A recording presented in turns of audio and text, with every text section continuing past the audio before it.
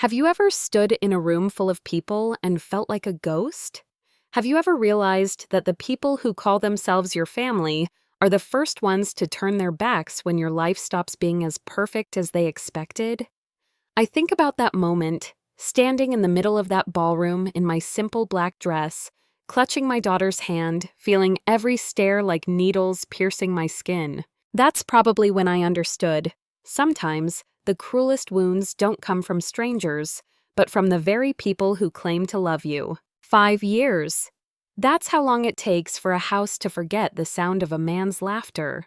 5 years of Lily's small feet echoing in hallways that once buzzed with Mark's energy. His terrible singing in the shower.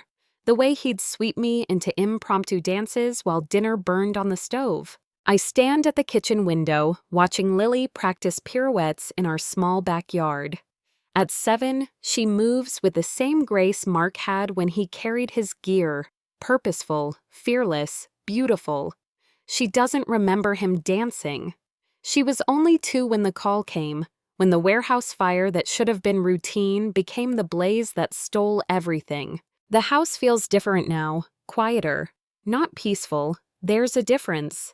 Peaceful is choosing silence. This is silence choosing you. I've become expert at stretching everything. Grocery budgets, time between Lily's growth spurts, the space between breaths when people ask about my situation.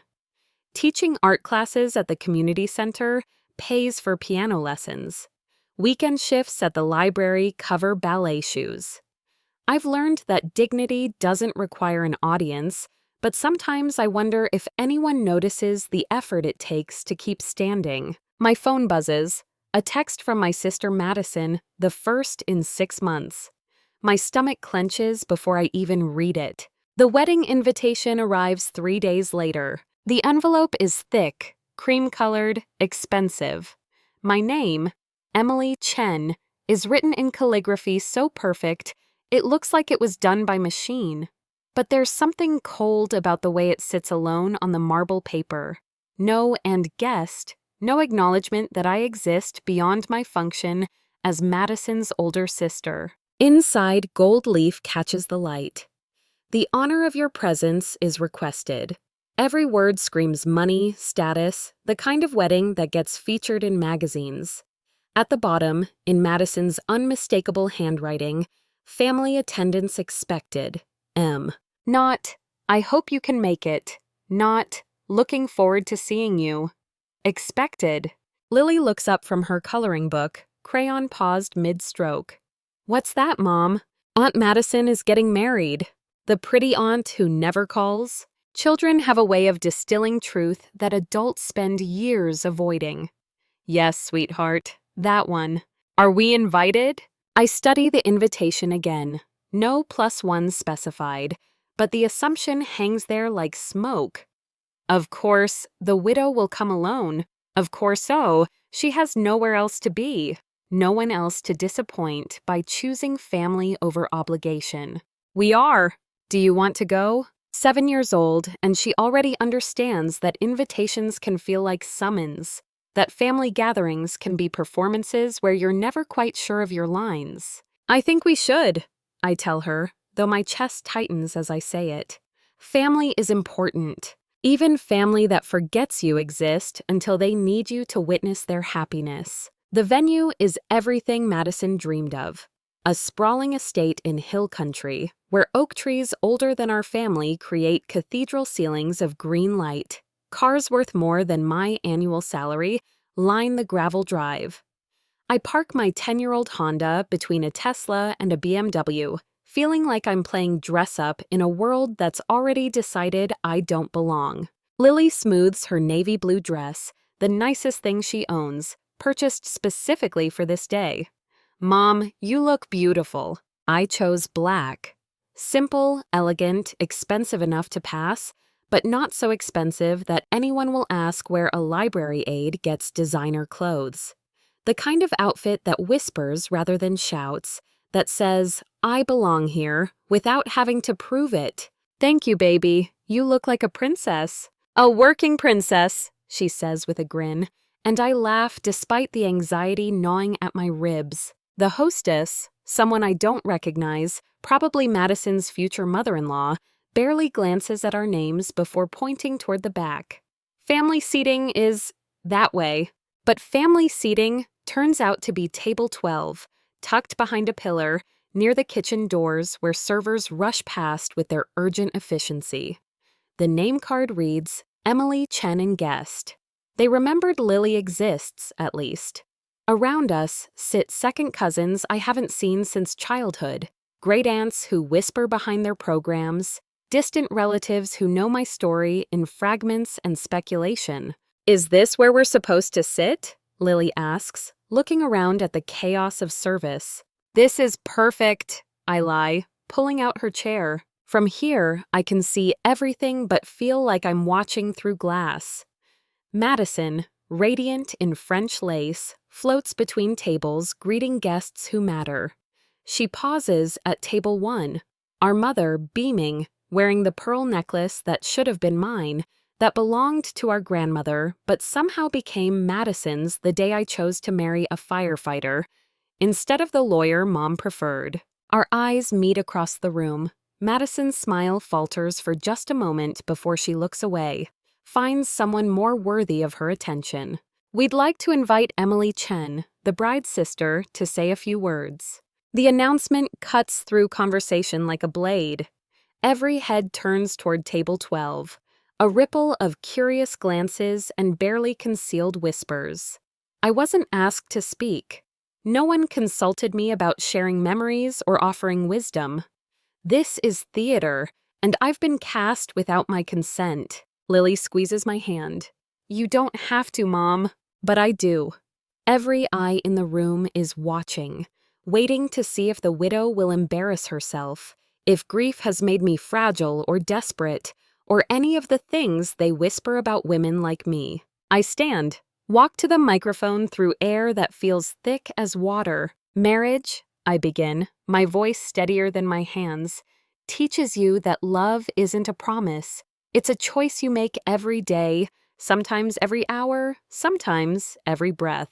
The room is silent now, the kind of attention you only get when people sense honesty coming. I want to tell Madison something no one told me on my wedding day. Don't believe anyone who says love lasts forever.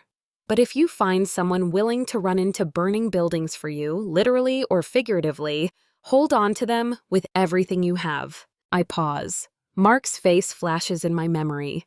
Not as he was at the end, but as he was in our kitchen, flour in his hair, teaching 2-year-old Lily to crack eggs. Because the choice to love someone, to really love them, is the closest thing to sacred any of us will ever touch. I step back from the microphone to polite applause that sounds like raindrops on distant windows. Madison's smile is bright and hollow as crystal. During the maid of honor speech, wine has loosened tongues and sharpened cruelties. Sarah, Madison's college roommate, someone who's never experienced loss beyond a broken heel, grins into the microphone. Madison has always been lucky in love, she says, her voice carrying across the room. She's never had to worry about her relationships going up in flames. The laughter starts at table 1 and spreads like wildfire. Someone near the bar actually snorts. The joke lands exactly where it was aimed.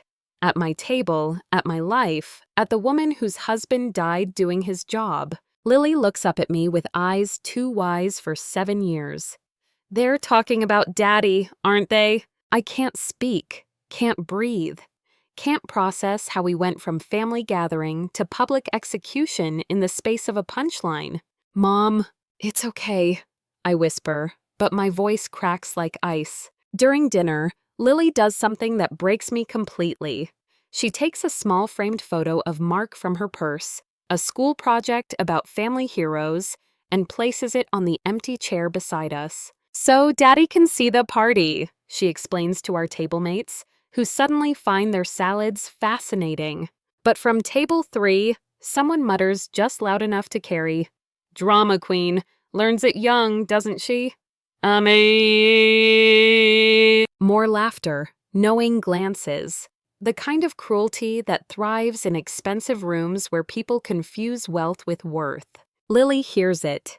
I watch her small shoulders curve inward, watch her carefully place her hands in her lap the way I've taught her to do when people are unkind. "Can we go home now?" she whispers. "Soon, baby, soon." I stand to leave. Enough performance, enough politeness, enough pretending that tolerance equals love. I take Lily's hand and her father's photo, ready to disappear the way I've learned to do, quietly, without making anyone else uncomfortable with my grief. But my mother's voice stops me. "Running away again, Emily?" The question hangs in the air like smoke. Every conversation at nearby tables pauses. Even the servers slow their rushing to listen. I turn to face her, this woman who gave me life but withdrew her love the moment mine became complicated. She's standing now too, pearls catching the light, her face composed in the expression I know well. Disappointment wearing dignity like armor. "I'm taking my daughter home, Mom." "Your daughter." She says it like the words taste bitter. "You mean the child you're determined to raise in the shadow of a dead man." The room goes quiet. Even the band stops playing. "That man was my husband." "That man was your excuse." Her voice carries now, projecting to the audience she's always preferred over her own daughter. "For 5 years, you've used Mark's death as a reason to stop living, to stop trying, to become a professional victim." Something hot and bright explodes in my chest. A professional victim? Look at yourself, Emily. Look at this life you've built around martyrdom. You could have moved on, found someone new, given Lily a father. Instead, you chose to be the tragic widow, the noble sufferer. It's exhausting to watch. The words hit like physical blows. Every fear I've swallowed, every doubt I've wrestled with in dark hours, thrown back at me by the woman who's supposed to love me unconditionally. I chose to honor my husband's memory while raising our daughter with dignity. You chose to make everyone else responsible for your happiness while you wallowed in self-pity. Lily's hand trembles in mine. Around us, wedding guests watch like spectators at an execution, their faces bright with the hunger people have for other people's pain. "I never asked you for anything," I say, my voice steady despite the earthquake in my chest. "No, you just sulked in that house like a ghost, making everyone feel guilty for being alive while you performed your grief for an audience of one dead man." The cruelty lands perfectly, designed by someone who's had 33 years to study my vulnerabilities. I feel Lily step closer to me, her small body warm against my hip. "Come on, sweetheart," I whisper. "We're leaving." "Stop." The voice comes from behind us, deep, quiet, carrying the kind of authority that makes a room hold its breath. Daniel, Madison's new husband, the man I've barely spoken to all evening, stands at the head table. His tuxedo is perfect, his face serious in a way that suggests the party is over whether anyone wants it to be or not. "I need to say something." Madison reaches for his arm. "Daniel, this isn't—" "It is." He gently moves her hand away, steps to the microphone. "It absolutely is." The room reorganizes its attention. Wedding guests who moments before were feeding on family drama now sense something bigger coming, something that might change the story they thought they were witnessing. 3 years ago, Daniel begins, his voice carrying clearly through speakers designed for celebration. "I was trapped in a burning apartment building in downtown Austin. 3rd floor, stairwell blocked, smoke so thick I couldn't see my own hands. I stop walking. Lily stops beside me. A firefighter found me, carried me down 2 flights of stairs while the ceiling collapsed around us, got me outside, went back for others, made 4 more trips before the building came down." Madison's face has gone pale. Around the room, people shift in their seats, sensing the direction this story is heading. That firefighter's name was Mark Chen. The silence is absolute now. Even the kitchen has gone quiet. He died getting the last person out. A little girl, maybe 6 years old. Her mother was Emily Chen. My legs won't hold me. I sink into the nearest chair, Lily pressed against my side, both of us staring at this man who's just rewritten everything. I tried to find Emily afterward, to thank her, to tell her that her husband saved my life and 4 others that day, but she'd disappeared, moved, changed her number, started over somewhere quiet. He looks directly at me now, his eyes bright with unshed tears. I married Madison because I love her, but I owe my life to Emily's husband, and I owe my respect to the woman who raised that little girl. He nods toward Lily, with more grace and strength than I've seen from anyone in this room, including myself. The room erupts. Not with laughter this time, but with the messy chaos of people realizing they've been watching the wrong story, judging the wrong person, laughing at someone who deserved their reverence instead of their ridicule. Madison sinks into her chair, wedding gown pooling around her like spilled cream. My mother's face crumbles. Daniel steps away from the microphone, walks directly to our table, and extends his hand to me. Mrs. Chen, I've been looking for you for 3 years. I have something that belongs to you. We leave through the kitchen, Daniel leading us past servers who stop their work to stare. Outside, the Texas evening is soft and warm, filled with the sound of crickets and distant highway traffic, real life continuing beyond the bubble of manufactured celebration. Daniel reaches into his jacket pocket and withdraws a small leather journal, worn soft at the edges, held together with a rubber band that's seen better days. Mark kept this in his gear, he says, placing it in my hands like it's made of glass. The fire chief gave it to me after that day. He thought someone in Mark's family should have it, but no one knew how to find you. The leather is warmed from his body heat. On the cover, in Mark's handwriting, property of M. Chen, Austin Fire Department, Station 12. I should have tried harder to find you, Daniel continues. Should have hired someone, put ads in papers. But I was selfish. Part of me wanted to keep this close, to keep the connection to the man who saved my life. Lily looks up at both of us, her small face serious in the gathering dusk. What's inside? I open the journal with fingers that shake like leaves. The first page in Mark's careful script. If M is reading this, I didn't make it home. But I did my job, and maybe that's enough. Rules for the girls. I'm leaving behind. 1. Don't let anyone tell you I died for nothing. I died for everything. 2. M, you're stronger than you know and braver than you believe. Don't let grief make you smaller. 3. Lily, your mom is a superhero. When you're old enough to understand, remind her. 4. Dance in the kitchen, burn dinner sometimes, laugh loud enough to annoy the neighbors. 5. Being sad is allowed. Being ashamed never is. The words blur as tears I've held back for 5 years finally break free. Lily wraps her arms around my waist, and for a moment we stand there in the fading light, 2 females and a stranger, connected by loss and love and the stunning generosity of a man who wrote instructions for a life he wouldn't live to see. There's more, Daniel says quietly. Pages and pages. Stories about you, letters he never sent, dreams he had for Lily's future, things a family should know. I close the journal carefully, hold it against my chest like armor. Thank you, I whisper, and the words carry the weight of 3 years of searching, 5 years of silence, a lifetime of wondering if anyone noticed that we mattered. Thank you for raising the daughter of the man who gave me my life back. We drive home through darkness filled with possibilities I haven't dared imagine in years. Lily falls asleep in her car seat, still wearing her navy blue dress, her small hand curled around Mark's photo.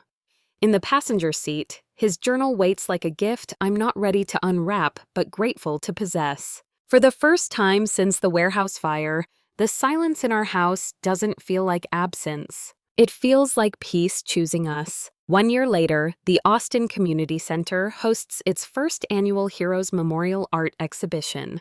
The main gallery is filled with paintings, drawings, sculptures, all created by the children I've been teaching, kids who've lost parents to war, cancer, accidents, and the cruel mathematics of being mortal in a dangerous world. But the centerpiece stops people in their tracks. It's a portrait of Mark, larger than life, painted in oils that catch the light like flame. But this isn't a photograph translated to canvas. It's Mark as Lily remembers him, as I carry him, as the children who never met him imagine him based on stories of courage and love and the choice to run toward danger when others run away. The painting is assembled from hundreds of smaller pieces, handprints from toddlers who lost grandparents, pencil sketches from teenagers aging out of foster care, watercolor flowers from kids whose parents won't come home from deployments. A mosaic of loss transformed into something beautiful, something that honors rather than mourns. At the bottom of the frame, a small plaque reads, "Being a widow doesn't make me unfit. It made me unstoppable. Emily Chen, in memory of Mark Chen. Austin.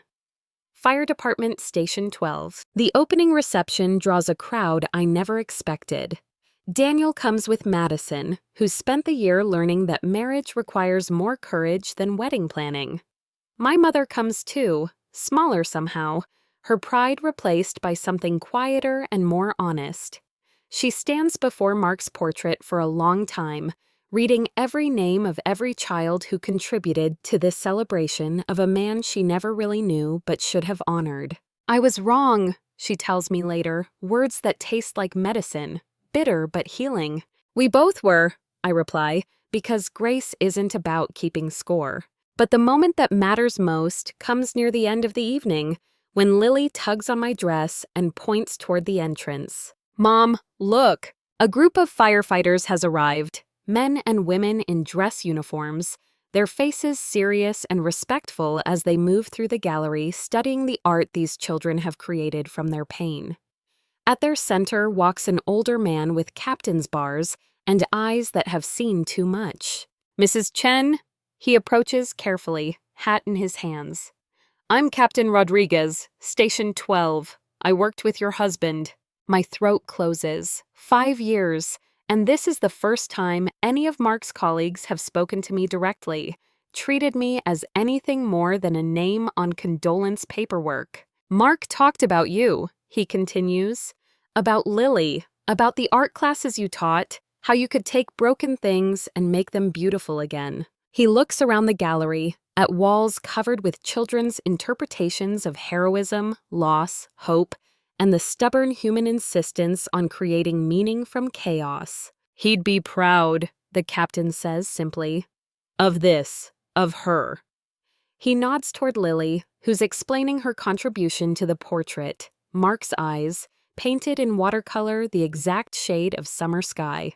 "Of you." Later, after the crowd disperses and the lights dim, and we lock the gallery doors on this exhibition that will run for 3 months, teaching Austin that grief can be transformed into something larger than itself, Lily and I sit in our car in the empty parking lot.